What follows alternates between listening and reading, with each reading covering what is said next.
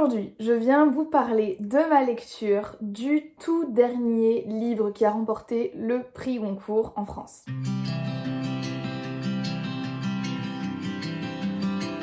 Le fait que je lise des prix Goncourt arrive assez rarement pour que je puisse vous en parler, mais là ça a été annoncé il y a une semaine à peu près.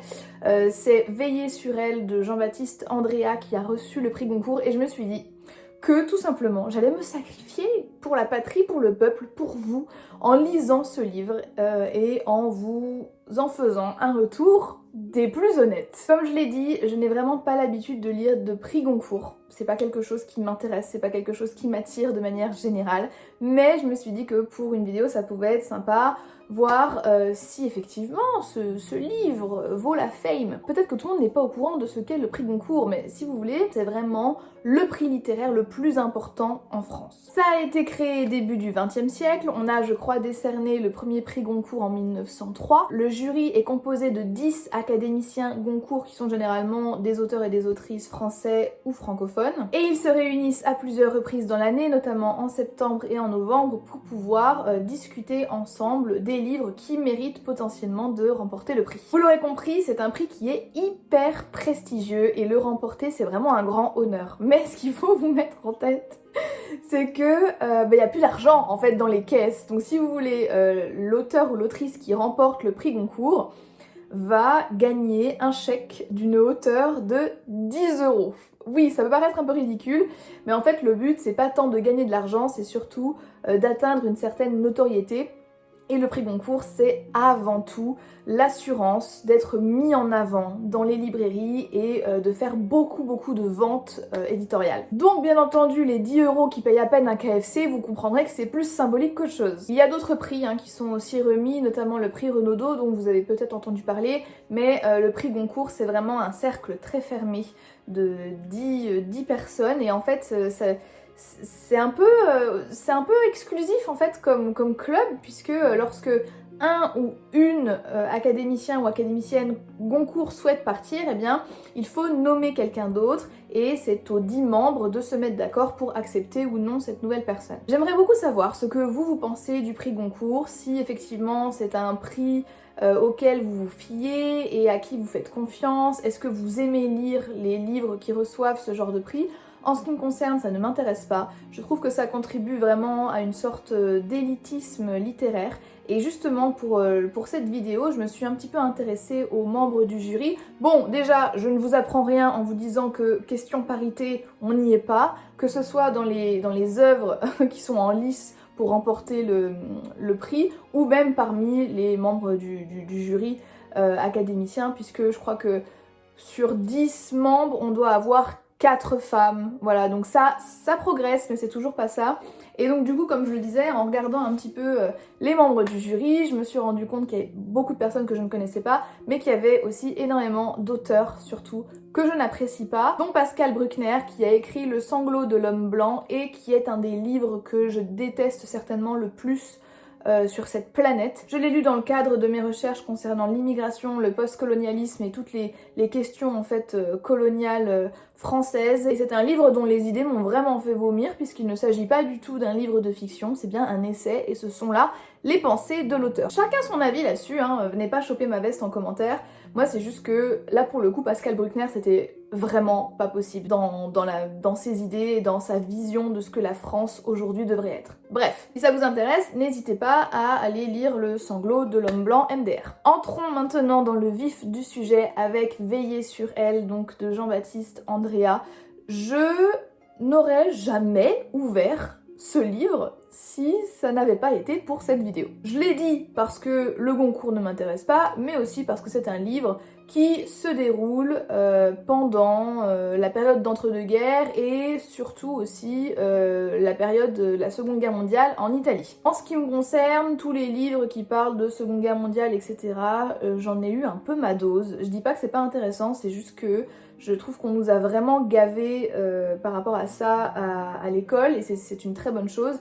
Mais du coup, il y a eu une énorme disparité, notamment au lycée me concernant, dans le programme d'histoire, par rapport à la Seconde Guerre mondiale et la Shoah, et à d'autres événements très marquants de l'histoire de France, notamment la colonisation, que ce soit anciennement l'Indochine ou en Afrique du Nord. Et comme je sais que la France a beaucoup aimé exploiter justement cette période de l'histoire, donc je parle de la Seconde Guerre mondiale, dans les livres mais aussi dans les films, je pense notamment à Louis de Funès qui a fait beaucoup de films là-dessus, ou de films un peu, vous savez, à caractère humoristique, genre Papy fait de la résistance, ce genre de truc, bah moi ça va en fait, je crois que j'ai pas besoin d'en lire plus. Donc je me serais pas tournée naturellement vers ce livre. Mais ça a été chose faite et j'ai été hyper contente de le trouver sur Nextory. Voilà, donc il faut savoir que je l'ai lu en l'écoutant, du coup en audiobook sur l'application Nextory, application qui vous donne accès à des livres numériques, de la BD, de la presse, mais aussi des livres audio. Et si vous voulez tester cette application pendant 45 jours gratuitement, peut-être justement pour essayer de lire le prix Goncourt, n'hésitez pas à utiliser mon code et le lien est en barre d'infos. Donc pour le coup, hyper heureuse de trouver ça sur Nextory, je le trouve en audio, hyper bien narré, mais incroyable, l'interprétation incroyable. On a un homme qui sait très bien raconter les histoires, mais étant donné que c'est une histoire qui se déroule aussi en Italie, on a beaucoup de références à des endroits, à des expressions, et de toute évidence, le narrateur sait parler italien et c'était super agréable. Pour vous parler un peu plus de l'histoire, en fait, on va suivre Mimo et Viola, qui sont deux jeunes enfants italiens que tout oppose, puisque Mimo provient d'une famille très modeste, voire pauvre, et Viola, une famille illustre d'Italie.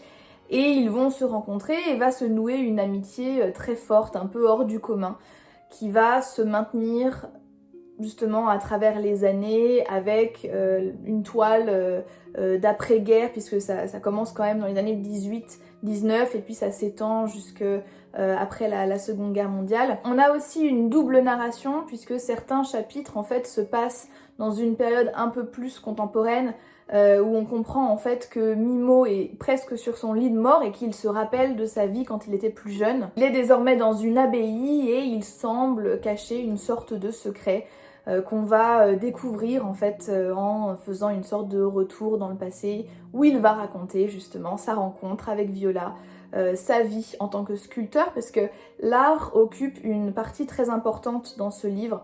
Mimo est sculpteur et il va réussir en fait à faire de son art son métier et à devenir quelqu'un malgré son handicap, puisque c'est une personne de petite taille, et il va devenir quelqu'un d'important dans la société. Et donc moi ce que je peux vous dire de ce livre, c'est que j'ai pas été étonnée qu'il soit choisi pour gagner le prix Goncourt.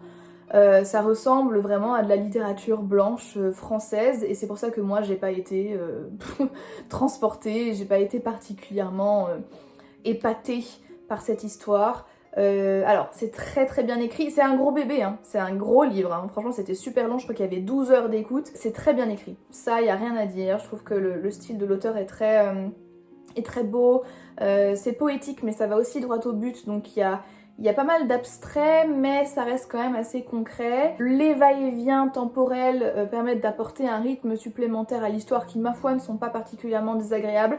Ceci étant dit, il y a beaucoup de longueur. Parfois, moi, j'avais du mal à replacer certains personnages, qui étaient qui, ou certains extraits, en fait. Je pense notamment à des moments de beuverie qui ont lieu, qui n'apportent pas grand chose à l'histoire. Gros plus pour Viola, qui est une femme vraiment hors du commun, enfin une fille, mais aussi une femme hors du commun, qui a vraiment ses convictions, ses valeurs et qui est insaisissable, vraiment. Vous savez, il y a toujours un petit peu ces personnages qui nous glissent entre les doigts et c'est un peu ce qu'elle représente, cette femme, ce fantasme, mais qu'on ne peut avoir, mais aussi de laquelle on ne peut jamais rester très loin. C'était assez beau en fait, cette relation aimant qu'ils ont les deux, mais malheureusement c'est pas suffisant, enfin c'est pas suffisant pour que ce soit hyper bien comme lecture.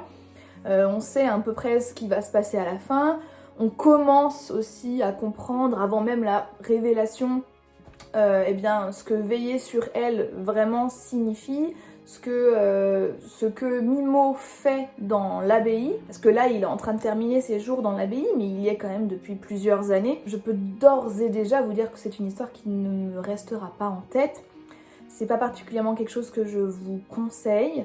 Alors certes, on a beaucoup de livres sur la Seconde Guerre mondiale, mais c'est vrai que d'un point de vue italien, Moi j'en connais pas énormément. Ceci étant dit, on commence à parler de Mussolini et de la montée du fascisme en Italie vraiment que à partir de 70% du livre. Ça fait très long sur un livre de 12 heures. Je crois que j'ai vu qu'il faisait environ 590 pages. C'est le tome 1 d'Eragon quasiment. Je sais pas si ça reflète vraiment ce qu'on a envie de lire, ce que notre nouvelle génération a envie de lire. Je suis pas sûre de comprendre quels sont les critères de sélection. Je trouve que c'est très vieillot. Rien que l'idée, alors bon, on peut avoir tout un débat sur le prix Goncourt et les prix de manière générale, et je serais très curieuse de savoir quel est le vôtre, mais je trouve que c'est un peu désuet en fait, qu'il y ait 10 personnes qui sont quand même tous et toutes d'un certain âge, qui décident du livre de l'année, du livre qui va recevoir le prix de l'année, et qui donc du coup va être un peu partout, placardé partout. J'ai pas l'impression que ça corresponde vraiment à notre société, notre génération et ce qu'on a envie de voir, même si ça reste un roman qui est très bien écrit et qui a ses points positifs. Voilà, ça c'est mon avis franc et honnête sur Veiller sur elle. Je ne vais pas vous mentir, on n'est pas là pour ça, je suis contente de ne pas avoir eu à l'acheter. Voilà, ça, le mot est lancé, vraiment. Et c'est pour ce genre de choses que je suis ravie d'avoir Next Story avec moi. Au moins, je peux dire que j'ai lu le prix Goncourt 2023, je sais de quoi il parle. J'ai appris quelques petits trucs, en plus avec le monde de la sculpture, bon, c'est pas un truc qui me passionne, mais voilà, j'ai pu apprendre 2-3 petites choses. Mais ça s'arrête là. Rendez-vous l'année prochaine pour une nouvelle lecture du prix Goncourt. J'espère que cette petite expérience sociale et littéraire vous a plu. N'hésitez pas à me dire si vous voulez lire le prix Goncourt, si vous l'avez déjà lu, si vous avez l'intention de le lire ou si c'est mort pour vous. Je serais trop contente de lire vos commentaires. Merci beaucoup d'avoir regardé cette vidéo et moi je vous dis à très bientôt dans une prochaine vidéo. Bye bye.